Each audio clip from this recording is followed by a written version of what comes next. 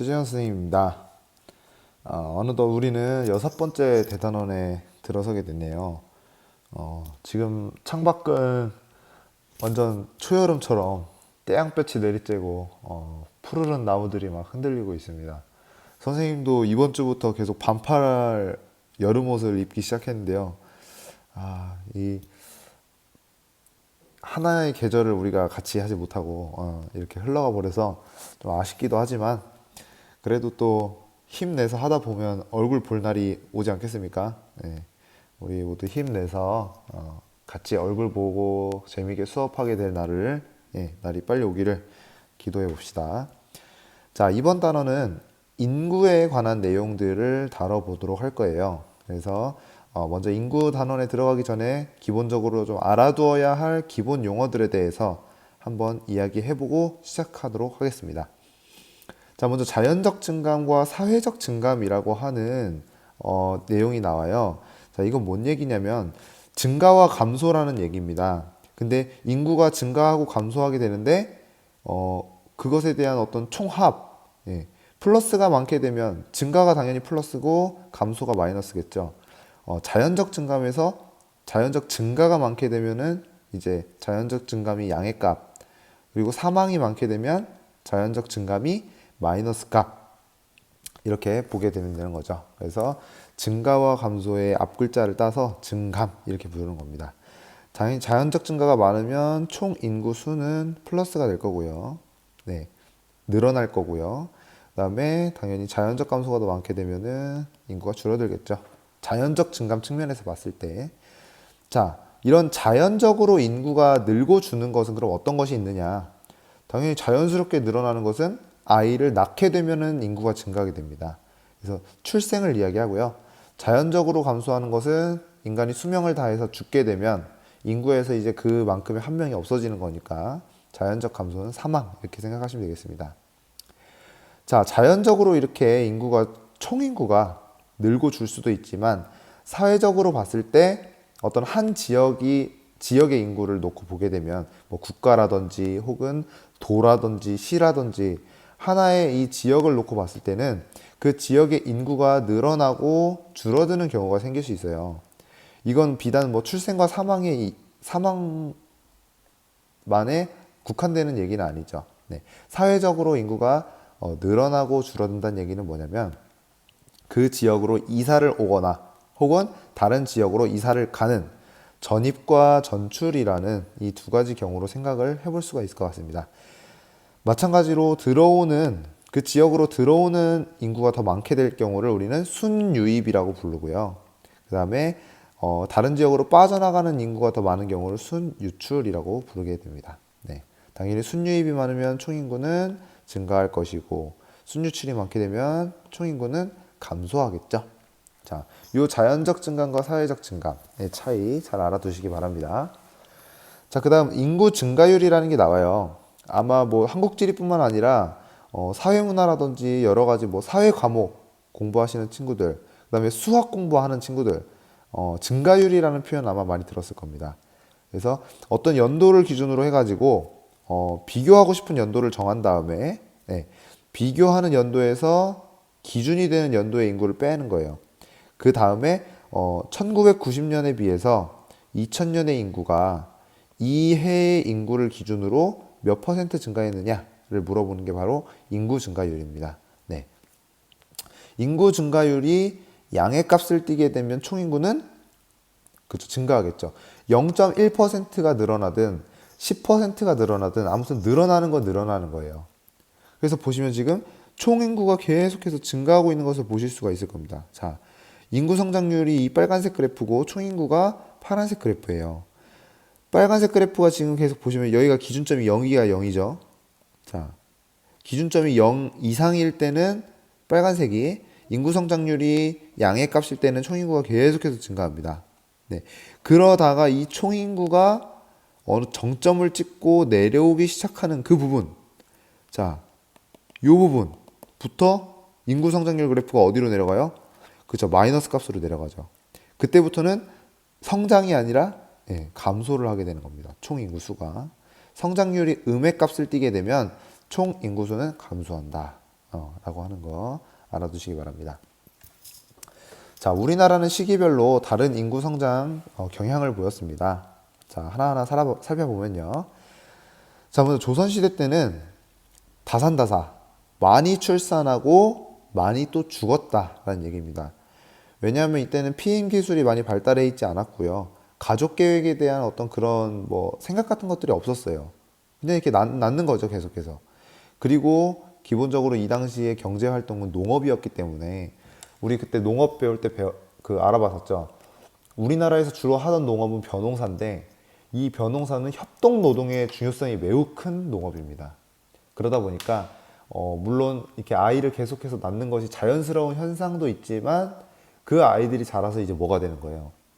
그렇죠. 그 집에서 일하는 노동력이 되는 거예요. 예, 그런 연유로 해서 아이를 많이 낳는 것이 기본적인 문화였고요. 또 많이 태어나는 만큼 많이 죽습니다. 빨리 죽고요. 왜 그러냐면 의료기술이 발달하지 않았기 때문에. 네.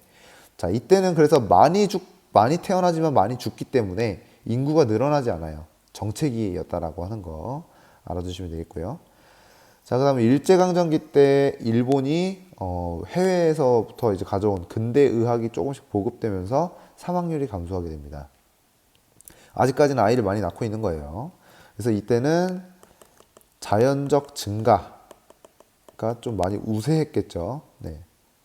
왜냐면 의학 보급이 되면서 죽는 사람은 적어지는데 아직까지 뭐 가족 계획 이런 건 없으니까 다산 감사하기 이렇게 이해하시면 되겠습니다. 이따 그래프로 자세히 설명드릴게요. 자, 그러면 여기다 쓰면서 하겠습니다. 여기가 다산 다사, 여기가 다산 감사입니다. 사망률이 감소하는 그 구간이고요. 자, 그 다음에 해외 동포들이 일제강점기에 우리나라에서 살기가 너무 힘들어서 나갔던 해외 동포들이 귀국하게 됩니다. 이렇게 들어오는 것은 출생이 아니죠. 그래서 사회적 증가가 이때 많이 일어나게 됩니다. 자, 그 다음 1950년대에는 어떤 일이 벌어지냐. 민족 상잔의 비극인 6.25 전쟁이 일어나게 되고요. 이때 전쟁으로 인해서 많은 사람들이 죽습니다. 사망은 자연적 감소죠. 자, 자연적 감소가 전쟁 초기에 많았지만 전쟁이 끝난 다음에 이제 뭐 인간의 어떤 뭐 종족 번식의 그런 본능이라고 보는 사람도 있더라고요. 네. 큰 전쟁이 있고 나면요. 그 다음에는 아이를 엄청나게 갑자기 많이 낳는 출산 붐이 일어난대요. 그래서 이러한 베이비 붐 현상으로 인해서 인구가 매우 급증하게 되는 50년대 초반에는 자연적 감소가 굉장히 많이 일어났는데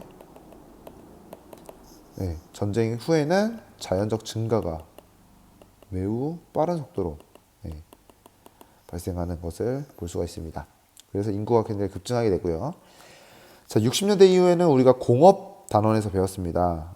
경공업, 중공업, 그리고 여기로 오면서 첨단 산업 막 발달시키죠. 그래서 생활 수준이 향상이 되면서 우리나라 사람들이 아이를 너무 많이 낳는다. 물론 뭐 벼농사 지을 때는 많이 필요했지만 이제는 뭐 우리나라에서 천연 자원도 많이 없고 분단돼 가지고 땅도 좁아요. 우리가 가진 자원은 한정돼 있는데 인구는 너무 이렇게 기하급수적으로 늘어나니까 국가에서 사람들에게 이제 아이 좀 적게 낳아라라고 하는 그런 정책적으로 하게 됩니다. 그런 것을 산하 제한 정책이라고 해요.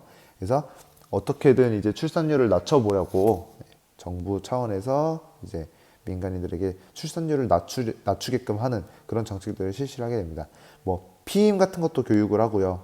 그 다음에 이제 뭐 무조건적으로 남아를 선호하는 우리가 또 유교 사회라서 그런 게 있으니까 그런 것들을 계속 이제 계도하면서 출산율을 낮아지게끔 해서 인구 증가율이 이제 하락을 하게 됩니다. 네.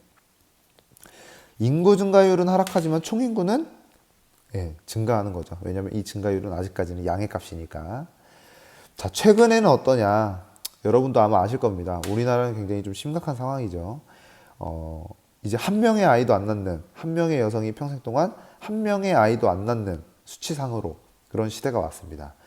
너무 이 산하 제한 정책을 많이 실시를 하기도 했고, 그 다음에 어떤 여성의 사회 진출이라든지, 그리고 또 우리나라 이 경제 구조상 아이를 키우기에 굉장히 많은 비용이 들어가고 또 힘든 그런 상황, 여러 가지 복합적인 상황들이 합쳐지다 보니까 합계 출산율이 굉장히 낮아지게 되는 거예요.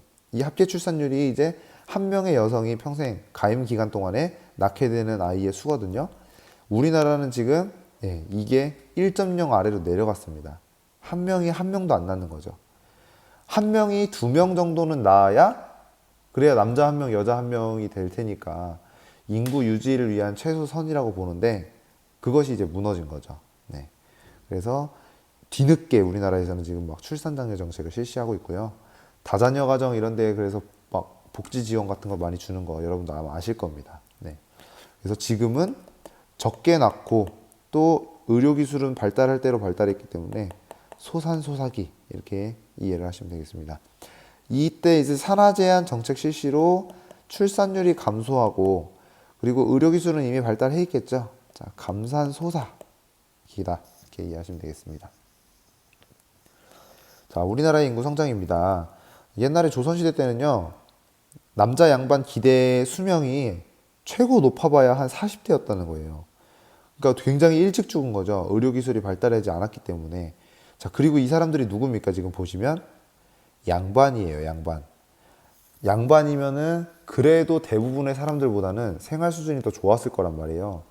근데 이러한 양반들도 어떤 시기에는 평균 수명이 막 30대, 심할 때는 막 20대도 막 평균 수명이 20대까지 내려가는 그런 경우도 있어요. 그러니까 예전에 굉장히 사람들이 많이 죽고 빨리 죽었구나라는 걸 알 수가 있는 거죠. 네. 그래서 이때는 다산다사기였구나라는 것을 보여드리기 위해서 넣었습니다. 그래서 요즘에 이제 요즘이 아니고 우리나라에서는 만 나이로 60이 넘게 되면 환갑잔치라는 걸 하잖아요. 네. 환갑잔치를 하는데 요즘에는 이제 100세 시대라고 해서 60세도 솔직히 청년입니다. 네. 환갑잔치 요즘에 잘 안 하고 가족들이랑 그냥 막 간단하게 밥 먹고 이렇게 끝나는 경우가 많은데 예전에는 이 환갑이라는 나이는 굉장한 장수하는 나이인 거예요. 평균 수명이 막 40이었을 때가 높은 편에 속하니까. 그래서 60세까지 버티셨다라는 그런 잔치를 벌여드리고 했던 거죠. 요즘에는 크게 의미는 많이 퇴색됐다. 네, 이렇게 아시면 되겠습니다.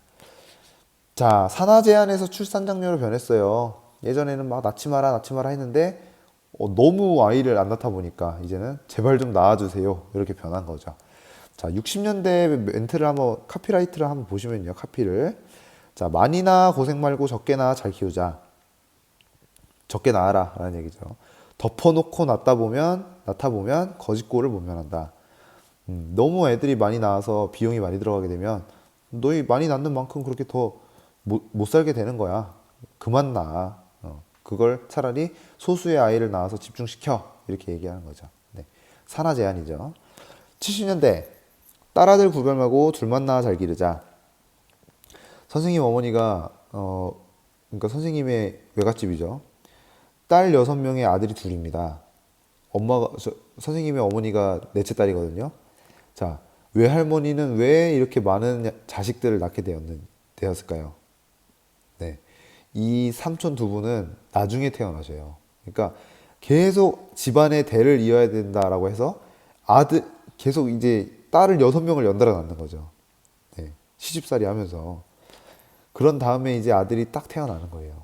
자, 그러니까 아들이 태어날 때까지 낳아야 되는 거지. 진짜 최악의 경우에는 막 9명 딸 낳고 마지막에 10번째 아들 낳는 경우. 이런 것도 있는 거야. 그러면 정부 입장에서 좀 적게 낳아줬으면 좋겠는데 자꾸 아들 낳으려고 하다 보니까 이 남아선호 사상 때문에 많은 아이들이 태어나게 되는 거죠. 그래서 이런 문구를 넣게 된 겁니다. 딸아들 구별 말고 둘만 낳아 잘 기르자. 이제 이런 말을 하게 되는 거죠. 내 힘으로 피임하여 자랑스러운 부부가 되자. 낳지 마라. 이 얘기입니다. 자, 80년대로 넘어갈게요. 자, 둘도 많다. 이제는 몇 명씩 낳아라? 네, 한 명만 낳아라. 하나씩만 낳아도 삼천리는 초만원. 하나도 낳지 말아라. 네, 더 강해지고 있는 걸 볼 수 있죠. 자, 그 다음 90년대에는 크게 뭐 큰 특징은 없고 2000년대 들어오게 되면 이때랑 완전 상반되는 카피들이 등장을 하게 됩니다. 자녀에게 물려줄 최고의 유산은 형제입니다. 아빠, 혼자는 싫어요. 엄마, 저도 동생을 갖고 싶어요. 불과 20년 사이에 태세 전환이 완전 빠르게 되고 있는 걸 보실 수가 있죠. 이제 제발 애기 좀 낳아주세요. 이렇게 빌고 있는 것을 볼 수가 있습니다.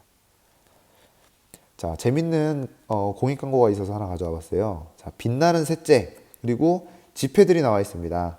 10,000원짜리 세종대왕, 5,000원짜리 율곡이 선생님, 그다음에 100원짜리 이순신 장군님. 자, 확대해봤더니 이분들의 공통점은 뭐냐? 모두 셋째 아들이었다라는 얘기입니다. 그래서 이분들의 어머니가 둘째에 그쳤더라면 우리나라는 한글, 율곡에 뛰어난 저서, 거북선 등을 갖지 못했을 것입니다.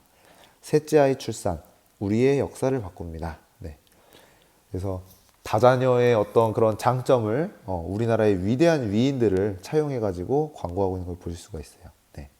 이게 참신한 광고더라고요. 제발 좀 낳아주세요. 라고 하는 얘기죠. 네. 자, 그 다음 인구 구조에 대해서 배워보도록 하겠습니다. 어떤 한 사회의 인구가 어떻게 구성되어 있는지를 한눈에 볼 수 있는 것을 인구 구조라고 하는데요. 그래서 먼저 연령대별로 인구 구조를 파악하기 위해서는 보통 연령대와 그다음에 성별을 구분을 하게 됩니다. 그래서 연령대와 성별에 따라서 그 지역의 인구 구조를 어떻게 파헤치는지 알아보도록 합시다. 자, 먼저 연령대는 크게 세 구간으로 나눠지는데요. 자, 먼저 유소년층은 0세에서 14세, 청장년층은 15세에서 64세, 노년층은 65세 이상입니다. 자, 뒤에 보시면은 피부양층, 부양층, 피부양층이라고 나와 있는데요. 부양한다는 얘기는 책임진다는 얘기예요, 경제적으로.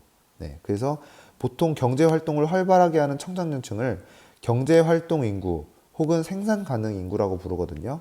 이 사람들이 가정에서 주로 돈 벌어오는 사람들이죠. 그리고 유소년이라든지 노년은 경제활동이 어렵기 때문에 이런 청장년층이 부양을 하는, 즉 부양을 당하는 층이기 때문에 피부양층이라고 우리가 명칭을 붙여서 부릅니다. 자, 인구 구조에서 인구 관련 지표를 한번 살펴볼게요. 먼저 제일 많이 나오는 개념이 바로 부양비라는 용어입니다. 부양비는 방금 나왔던 것처럼 청장년층이 부양을 하고 유소년이라든지 노년이 피부양을 받죠. 자, 부양을 받죠. 네. 그랬을 경우에 단순히 이제 인구 수만 가지고 청장년층에 해당하는 인구수와 유소년층에 해당하는 인구수를 비교하는 그런 비율을 얘기합니다. 그래서 유소년 부양비는 자, 부양하는 거니까 당연히 누가 아래에서 받치고 있겠어요. 항상 청장년이 아래에서 이렇게 떠받치고 있죠. 유소년 부양하는 거니까 위에다가는 유소년, 여기다 곱하기 100 하게 된 것이 바로 유소년 부양비입니다. 네, 이해하시죠? 노년 부양비는 당연히 뭐겠어요?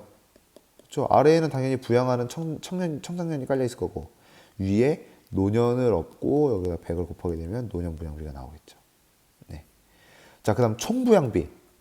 그 사회에서 부양해야 될 모든 인구의 총합을 청장년층이 얼마나 되냐 비해서 얼마나 되냐. 그러면 아래에는 무조건 청을 넣고 그다음에 유소년과 노년층을 더해서 곱하기 100을 하게 되면 총부양비가 되겠습니다. 이해하시죠? 그래서 총부양비는요, 유소년 부양비와 노년 부양비의 합이라고 보시면 돼요. 나중에 이제 문제 풀 때 많이 활용이 될 개념들입니다. 자, 마지막 총부양비는 청장년층 인구 비중과 반비례한데요.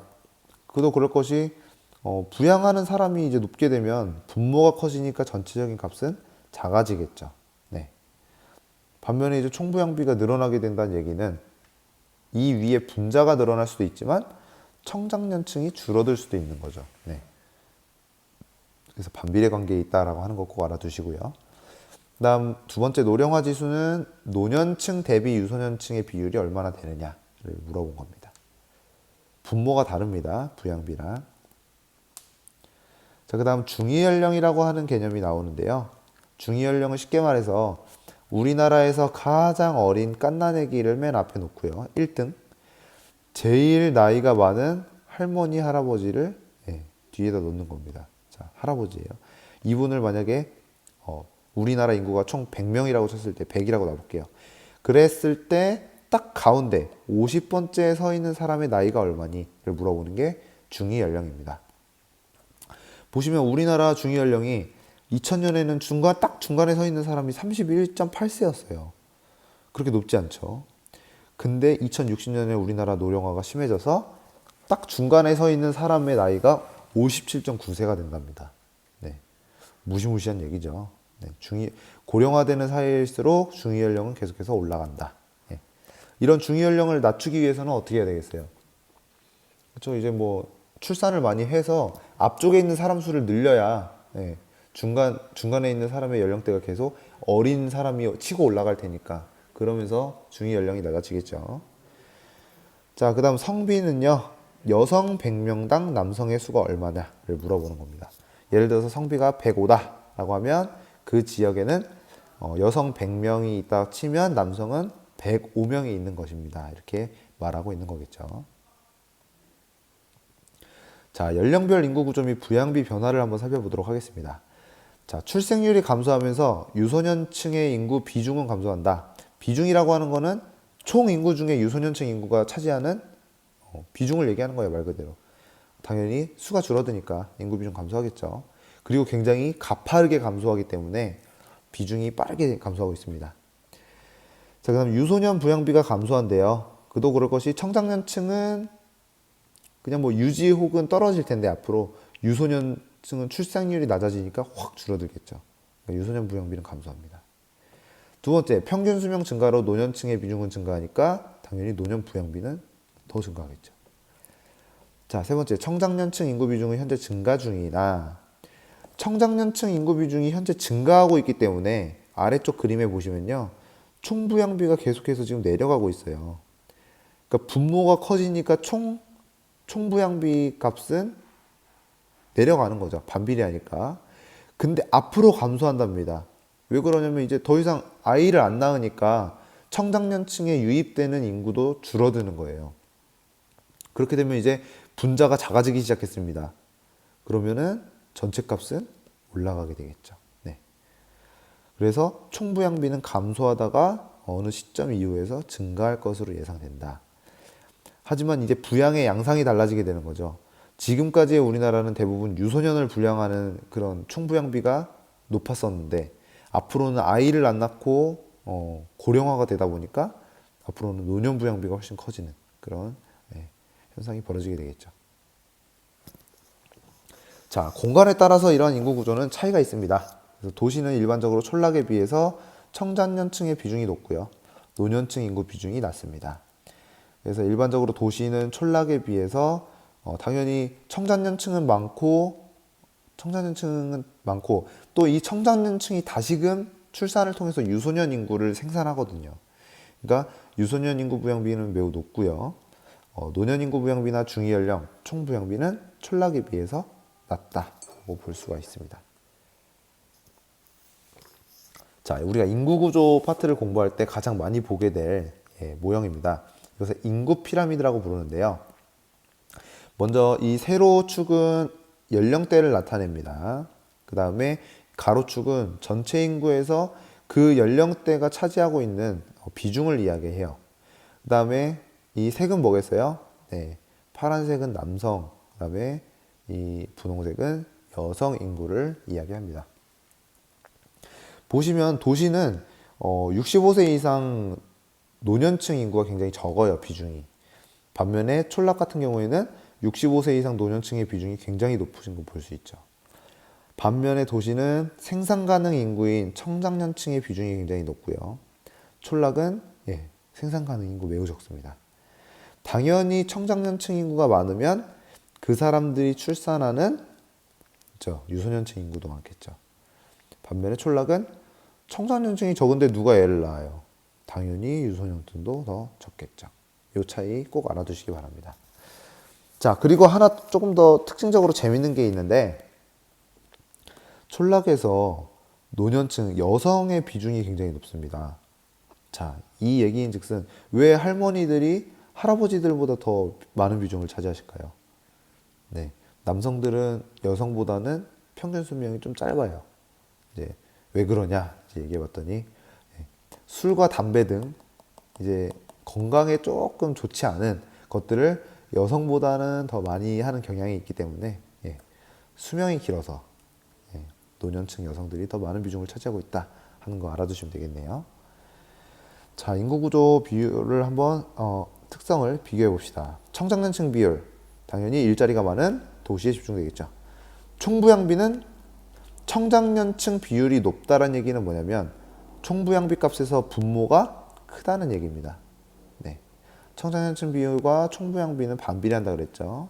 그러니까 청장년층 비율이 높은 도시는 총부양비는 낮겠죠. 그러니까 이건 촌락이 높을 겁니다. 유소년층 비율 당연히 도시, 노년층 비율 촌락. 중위연령 당연히 촌락이겠죠. 노령화 지수는 유소년층 분의 노년층이었습니다. 어디가 높겠어요? 촌락이겠죠. 유소년 부양비 도시, 노년 부양비 촌락. 예. 요거 한번 일시정지 해두시고 이해하면서 살펴보시면 좋을 것 같아요. 자, 그러면 구체적으로 우리나라 지역의 인구구조 특성을 한번 뽑아보자면, 자, 대체로 특별광역시는 도에 비해서 청장년층 인구 비중이 높대요. 일자리가 많기 때문입니다. 노년층 인구 비중은 낮다. 여기서 주목해야 봐야 될 것이 비중입니다. 네. 노년층 인구 비중은 낮지만 수는 많을 수 있어요. 하지만 특별광역시는 인구가 굉장히 많기 때문에 그 총인구에서 차지하는 비중은 낮을 수 있다는 얘기죠. 절대적인 수로 봤을 때는 더 많을 수 있습니다. 속으시면 안 돼요. 두 번째, 유소년층 인구 비중은 세종, 제주, 경기, 울산이 높고 부산과 서울은 낮다. 네, 울산 공업의 메카죠. 경기는 이제 당연히 서울을 중심으로 한 위성 도시들이 많기 때문에 젊은 사람들 많이 모여 살고요. 일자리 때문에. 제주도 마찬가지. 이제 뭐 관광 산업이라든지 그런 것들 때문에 이제 젊은 사람들이 모여서 살고 있고, 세종은 세종 정부청사에서 일하는 공무원들이 많이 살고 있어요. 대부분 생산 가능 인구입니다. 그렇기 때문에 생산 가능 연령대이기 때문에 그 사람들도 출산 많이 하겠죠. 다른 지역에 비해서는. 세 번째, 청장년층 인구 비중은 서울과 울산이 높고 일자리가 많기 때문에 전남이 가장 낮다. 일자리가 적기 때문에. 그리고 다 도시로 떠나는 거죠. 4번, 총부양비는 청장년층 인구 비중과 반비례하므로 그래서 전남이 가장 높고 울산이 가장 낮다. 울산은 이제 생산 가능 인구가 많고 젊은 사람들이 많아요. 네. 대부분 이제 중공업이니까 노년층이 중공업 현장에 뛰어들어가지고 일하기에는 좀 무리가 있죠. 네. 그 다음에 전남은 촌락 지역이 많기 때문에 총부양비가 높게 나타나는 걸 볼 수 있습니다. 다섯 번째, 노년층 인구 비중과 노년 부양비는 전남이 가장 높고 고령화에 관한 하에서는 완전 챔피언입니다. 전남. 울산이 가장 낮다. 당연히 젊은이들이 많으니까. 유소년 부양비, 총부양비에서 노년 부양비를 뺀 거죠. 유소년 부양비는 세종이 우리나라에서 가장 어린 도시예요. 아이들이 유소년층 인구가 굉장히 많습니다. 세종과 제주가 높고 서울과 부산이 낮다 하는 거 알아두시고요. 그 다음에 일곱 번째, 전남, 전북, 경북과 같이 인구 유출이 활발한 촌락의 비중이 높은 지역은 노년층 인구 비율이 높다. 전체 인구도 줄고 있지만 유소년층과 청장년층의 인구 유출이 훨씬 더 빠르게 일어날 경우에는 노년층 인구 비율은 증가하겠죠. 마지막, 유소년층 인구 비율은 대체로 대도시 주변의 위성도시, 수도권에 있는 위성도시 얘기하는 거예요. 뭐 부산 근처에 있는 김해, 양산이나 휴전선 부근에 있는 청장년층이 비율이 높은 지역에서 높게 나타난다. 휴전선 부근에는 이제 군부대가 많습니다. 그래서 그 군부대에서 근무하는, 당연히 군부대 근무도 누가 하겠어요? 청장년층에서 많이 하겠죠. 그분들도 이제 가정을 이루고 사실 테니까. 그런 데서 유소년층 인구 비율이 좀 높게 나타나는 거죠. 다른 지역에 비해서. 자, 성별 인구 구조 특성입니다. 색이 짙어질수록 성비가 높은 지역이에요. 보시면 휴전선 인근에 군부대가 많은 지역, 이제 군대가 아무래도 좀 남성이 조금 더 많다 보니까 성비가 굉장히 높게 나타나는 걸 볼 수 있어요. 군부대 때문이고요. 그 다음에 남동임해 공업지역을 필두로 해가지고 성비가 굉장히 높게 나타나는 걸 볼 수가 있습니다. 왜 그러냐면 중공업 또한 약간 어떤 성별이 많이 종사하게 돼요. 아무래도 이제 무겁고 위험하고 이런 일이다 보니까 남성이 조금 더 많이 종사하게 된다라고 하는 것을 우리가 성비 분포도를 보고 파악할 수 있는 것이죠. 보시면 여전히 이제 휴전선 지역과 남동임해 공업지역, 여기도 지금 뭐겠어요? 충남의 뭐 당진, 서산, 태안, 천안, 아산 이런 데입니다. 수도권에서 공업기능 많이 내려왔다 그랬죠? 여기도 공업도시입니다. 그 다음에 전남에 있는 여기 영암, 목포, 신안 이런 데, 무안 이런 데도 성비가 좀 높아요. 이것도 마찬가지. 뭐냐? 여기는 이제 공업이 발달했다라고 하기보다는 물론 영암에 조선 그런 중공업 단지가 있긴 있어요. 근데 신안 같은 경우에는 뭐냐면 너무 이제 농촌 지역이다 보니까 여성들이 많은 대도시를 일자리를 찾아서 떠나간 겁니다. 그래서 성비가 높게 나타나는 거예요. 꼭 뭐 휴전선 인근 대도시 주변에서 공업도시 주변에서만 성비가 높은 게 아니라요. 진짜 이제 외진 그런 농촌에서도 성비가 높게 나타날 수도 있다라고 하는 거 알아두시기 바랍니다. 자, 남초 지역 성비가 100 이상일 경우입니다. 거제와 울산 등 거제 같은 경우에는 우리나라에서 성비 제일 높아요. 여기가 조선 단지가 있죠. 조선 단지 배 만드는데. 자, 거제와 울산 등 중화공업이 발달한 지역에서 높고요. 군부대가 많은 휴전선 인근. 자, 여초 지역은 노년층 남성들은 빨리 죽는다고 했습니다. 예, 노년층 여성의 비중이 높은 촌락과 그다음에 서비스업에 종사하는 사람들이 대부분 여성이다 보니까 서비스업의 비중이 높은 대도시 지역. 보시면 광역시 같은 곳들은 대부분이 성비가 여초거나 혹은 약간의 남초를 보이고 있는 것을 우리가 파악할 수 있습니다. 자, 그 다음에 성비가 촌락의 경우에는 대체로 결혼 정년기에는 성비가 높지만 농촌 총각들이 결혼을 못 한다는 얘기, 성비가 높다는 얘기는. 그래서 이제 뭐 국제 결혼 같은 걸 하기도 하죠. 자, 노년층의 성비가 매우 낮기 때문에 할머니들이 더 비중이 높기 때문에 전체적인 성비는 낮다. 자, 성비가 높은 지역, 울산광역시, 충청남도, 경상남도 다 공업단지가 많이 위치해 있는 곳이고요. 성비가 낮은 지역, 광주광역시, 대구광역시, 부산광역시, 서울특별시. 왜? 서비스업 종사자가 많으니까. 자, 인구 분포와 이동은 다음 챕터부터 설명드리도록 하겠습니다.